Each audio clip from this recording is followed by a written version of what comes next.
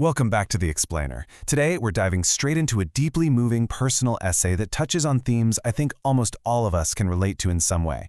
We're looking at a story that uses the very physical act of repurposing scrap wood as a powerful, tangible metaphor. It's a metaphor for processing childhood trauma, navigating deep family resentment, and ultimately finding a real path to healing. It is a totally fascinating look at how the physical spaces we grow up in shape our internal emotional landscapes. So let's start with a deeply universal question drawn directly from the text.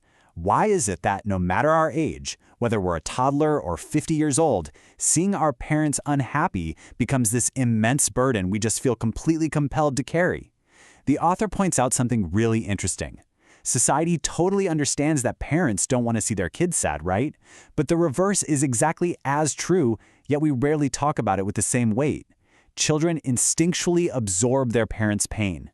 And that leads right into our first key theme, looking at this overwhelming and honestly sometimes damaging desire of a child to somehow fix their family's pain. The author describes growing up literally without a single memory of their parents looking truly happy. Instead, they were raised in what they call a continuous storm of sadness, anger, despair, and tears. The parents, who were completely overwhelmed by their own struggles, unconsciously used their work and even the act of raising kids as a way to cope with their own unhealed inner child. As you can imagine, that created an incredibly heavy atmosphere to grow up in. Okay, to really get this dynamic, picture the author's childhood setting. The family was deeply rooted in construction. The grandfather was a carpenter, and the father was a first-class architect. Because of that, the author and their brother grew up surrounded by an endless supply of scrap wood. And while their dad worked intensely nearby, described as having this fierce, almost demonic focus on his blueprints, the kids used all this discarded wood for some highly creative play. We're talking making swords, playing caveman games inspired by early video games, hammering nails into planks. It was this pocket of innocent, boundless creativity.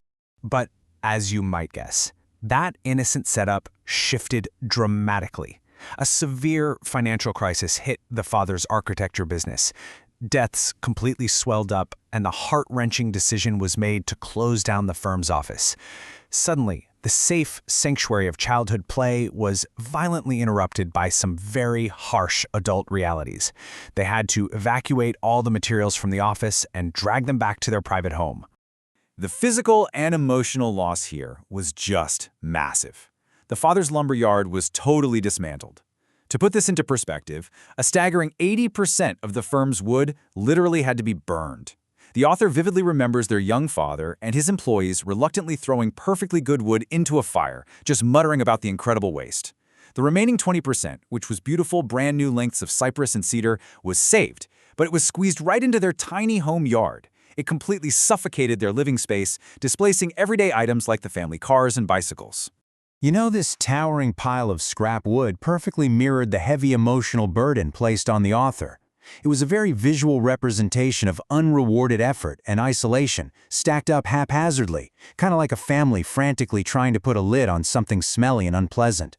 Seeing this every day, the author felt a frantic, overwhelming need to help. They decided they were going to transform this massive, depressing pile of displaced wood into something valuable, just hoping that by doing so, the father could finally find the peace to let it all go. So, driven by this hyper-focused, ADHD-fueled desire to just fix the whole situation, the author launched into a crazy 6-month DIY frenzy. Tapping into that creativity from their childhood, they frantically built item after item to use up the wood. They built privacy fences to shield the yard, constructed chairs, installed folding desks for workstations, hung storage shelves in practically every room. They literally poured every ounce of their energy into proving the worth of this discarded material, desperately trying to rescue the family's dignity. Now, this part is really heartbreaking. Think about the movie Ideal versus harsh reality. The author was expecting that classic movie magic moment where heroic efforts are met with tearful hugs and a deep "thank you for saving us." But the harsh reality? There was absolutely no movie moment. Instead of gratitude, the parents offered cold critiques, things like, "You should have done it this way," or "I wanted to keep that wood." And behind the author's back, the parents even dismissed the massive effort entirely, claiming, "Oh, he's just doing what he wants." Looking back on it all, the author realizes they were essentially acting as a young carer. Now, we usually think of carers in a purely medical or physical sense, right? But here, it was a massive emotional caretaking role. The author was completely sacrificing their own developmental and emotional needs to try and stabilize their parents. But despite all the built furniture and the exhausting effort, they realized that trying to heal their parents' deep-seated unhappiness was totally futile. It was literally like dropping a single bead of water into a vast, unending desert. This whole dynamic created a pretty clear timeline of emotional survival. It started with those early years of desperately trying to help as a young carer. But when that was met with criticism, it naturally evolved into deep anger and resentment. Why aren't they grateful? Eventually, just to survive the pain of all that unreciprocated effort, the author forced a retreat into total emotional detachment. They just stopped helping altogether. The family home devolved into what felt like a cold workplace, where strangers merely coexisted under one roof. But importantly, the timeline doesn't end there. It actually moves toward a future of hope. Which brings us to what happened to those inherited skills.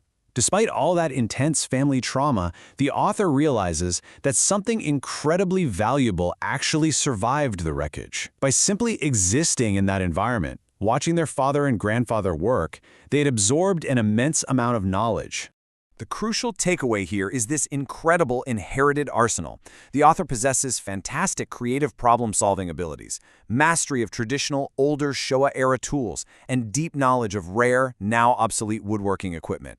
Now, to be clear, the author absolutely refuses to enter the architecture industry. They've seen the hell it caused their parents and want zero part of it. But they realize these specific, beautiful skills shouldn't just be discarded because of where they came from. They hold immense, tangible potential. And that leads to a really beautiful turning point: future gratitude and DIY.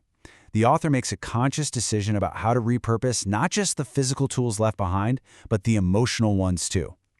They decide they aren't going to let the darkness of the past dictate the utility of the incredibly unique skills they've acquired. So instead of building walls and fences to isolate themselves from the pain of the past, they envision using these skills to build bridges.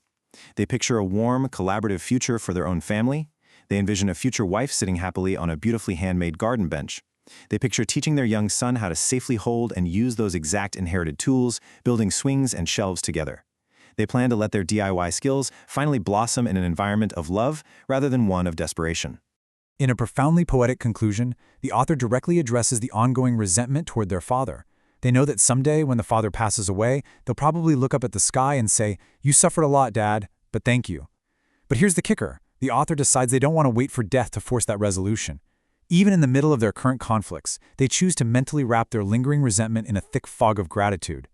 Whenever the anger flares up, they intentionally recall a moment of equal thankfulness. They're making sure that before the very end, there can actually be mutual peace and tears of forgiveness. To wrap up this explainer, I want to leave you with a thought to chew on. We all have our own version of a cramped yard filled with the discarded materials of our past, right? So, how will you repurpose the scrap wood of your own history? How can you take the heavy, unwanted baggage you inherited, strip away the resentments, and use those incredibly resilient skills to craft something truly beautiful for your own future? Think about it. Thanks so much for learning with me today, and I'll catch you in the next explainer.